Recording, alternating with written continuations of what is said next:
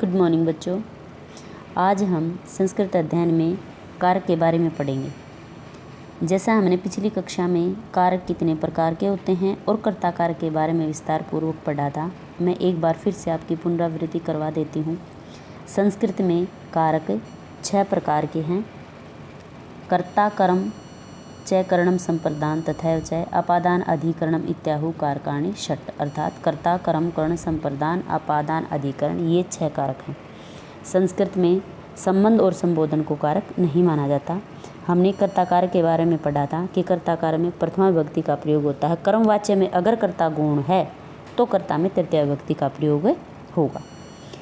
आज हम कर्म कारक के बारे में विस्तार से अध्ययन करेंगे। कर्म कारक की परिभाषा देखिए।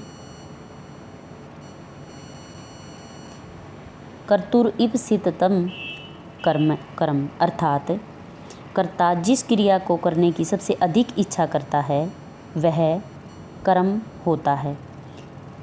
यथा जैसे उदाहरण देखिए, बालक विद्यालयम गच्छति, बालक विद्यालय जाता है। अत्र वाक्ये बालक कर्ता अस्ति, यहाँ पर बालक करता है। गमनम क्रिया विद्यालय तस्य इप्सिततम कर्म, जो जाने की क्रिया है, विद्यालय जाने की क्रिया है, ये उसे सबसे अधिक इच्छित है। यह कर्म कारक है। कर्मणि द्वितीय विभक्ति, कर्म में द्वितीय विभक्ति का प्रयोग होता है। ये वही कर्मवाच्य वाली बात जो हमने कर्ता कारक में पढ़ी थी, खास इंपॉर्टेंट है कि मुख्य च प्रथमा विभक्ति भवति, जहाँ पर कर्म प्रमुख होता है वहाँ पर कर्म कारक में प्रथमा विभक्ति का प्रयोग होता है। आप यहाँ पर कंफ्यूज नहीं होगे।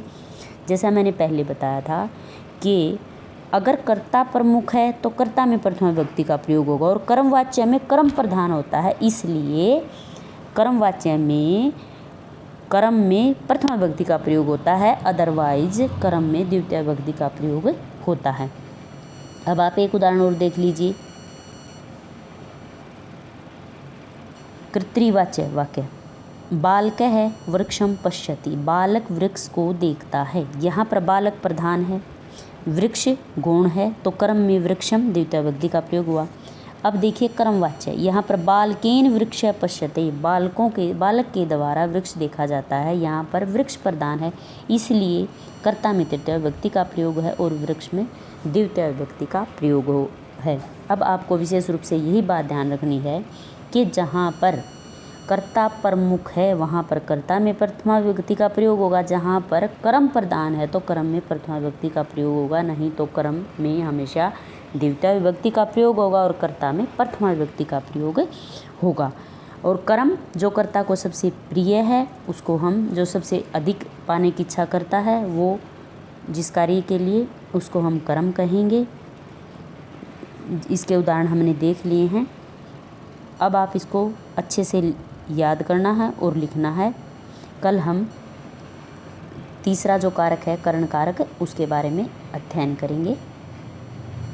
तो थैंक यू।